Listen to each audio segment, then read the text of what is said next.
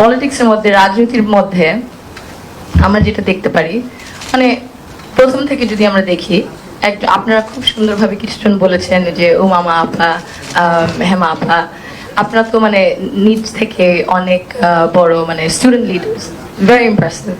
এখন আপনাদের মতো অনেক আছে নিশ্চয়ই, আপনারা তো ওদের সাথেও নিশ্চয়ই কাজ করেছেন।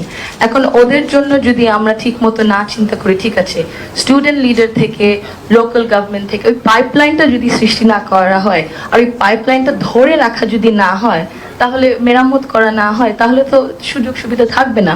ওরকম ভালো ভালো নেত্রীদের ওরকম আমরা সুযোগ দিতে পারবো না। তো ওইটা প্রথমে করতে লাগবে, পাইপলাইনটা সৃষ্টি করতে রাখবে আর ধরে রাখতে রাখবে। দ্বিতীয় পয়েন্টটা হচ্ছে যে এই মেন্টরশিপ আর ট্রেনিং। আপনারা অনেকজন আছেন, অনেক প্রফেশনে খুব বিশিষ্ট, এবং অনেক তরুণরাও আছে, আমরা আপনাদের কাছ থেকে শিখবো অবশ্যই। তো ওই মেন্টরশিপ আর ট্রেনিং প্রোগ্রামটা এই পলিটিক্সে আর সিভিক ডিউটিতে যদি না থাকে, তাহলে ও কিভাবে বুঝবে যে ঠিক আছে আমার এইভাবে এই পথে যাওয়া উচিত, আমার ঠিক আছে এইভাবে জিনিসটা গুছিয়ে করা উচিত। তার মানে একটা ছায়ার মতো, একটা তাল গাছের ছায়ার মতো যদি একজন কেউ না থাকে, একটা মেন্টর, তাহলে কিভাবে ওই ছোট গাছটা আবার বড় হবে। আমরা দেখি পুরুষদের জন্য অনেক রকম সুযোগ সুবিধা থাকে, কিন্তু নারীদেরকে ওইভাবে দেওয়া হয় না। দেয়ার সাম কালচারাল অ্যাটিটিউডস আছে, ঠিক আছে হয়তোবা মানে এত দূর যাওয়া যাবে না, মানে ইয়াং মেয়ে হয়তোবা কি না কি হয় সব ছেলেদের সাথে, ওইগুলাও আমাদের বার করতে লাগবে। কিন্তু নারীদেরকে ওই কানেকশনটা করতে হবে যে আচ্ছা ঠিক আছে, মেন্টরশিপ আর ট্রেনিং পলিটিক্সের মধ্যে পলিটিক্যাল পার্টিজদের এই দায়িত্বটা নিতে হবে, সব পলিটিক্যাল পার্টিজের আমার মনে হয় এই দায়িত্বটা আরেকটু নিতে হবে মেন্টরশিপ আর ট্রেনিং এর ব্যাপারে।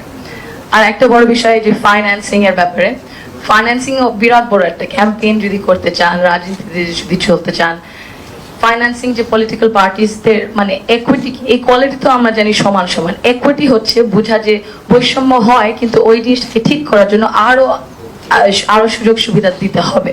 তো ওইটা বুঝে যদি ফাইন্যান্সিং নারী নেত্রীদের দেওয়া হয়, তাহলে হয়তো বা এই জিনিসটা একটু মানে কমে আসবে, যে নারীরা যে পার্টিসিপেট করতে পারছে না রাজনীতিতে, এটা একটু কমে আসবে। এবং নারীদেরকে সুযোগও দেওয়া উচিত, বুঝতে আচ্ছা ঠিক আছে ওনার মানে মেধা আছে দাঁড়ানোর জন্য কোনো একটা লোকাল গভর্নমেন্টে, না হলে কোনো একটা কনস্টিটিউয়েন্সিতে। কিন্তু আপনি যে আপনারা কয়েকজন বললেন যে পলিটিক্সটা এক ধরন ভাবে হয়ে এসেছে, কিন্তু কেন আমরা চিন্তা করি না গভর্নেন্সটা কি, আমরা কেমন ধরনের দেশ চাই, ওই চিন্তা করে যদি ওই মানুষদের মধ্যে ওই কোয়ালিটিস থাকে, ওই ক্যাপাবিলিটিস, ওই নলেজ থাকে, কেন সুযোগ দেব না? কারণ আমরা তো অন্য ধরনের একটা দেশ দেখতে চাই, তাই না? এত কষ্ট পরিশ্রম করা হয়েছে অনেকজনের এত বছর ধরে, বহু বছর ধরে, ওই কারণেই তো। সো ওই সুযোগটা বুঝতে হবে, একটু মাইন্ডসেটটা চেঞ্জ করতে হবে। আরেকটা বড় জিনিস যেটা again I think political party should take more responsibility, নারী নিরাপত্তার দিক থেকে, in terms of cyber bullying আর ফিজিক্যাল অলসো সেফটি।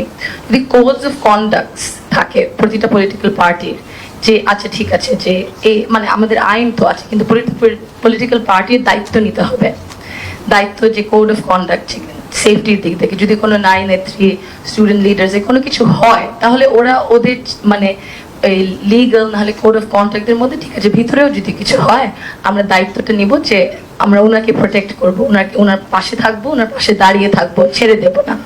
এই জিনিসটা চিন্তা করতে লাগবে।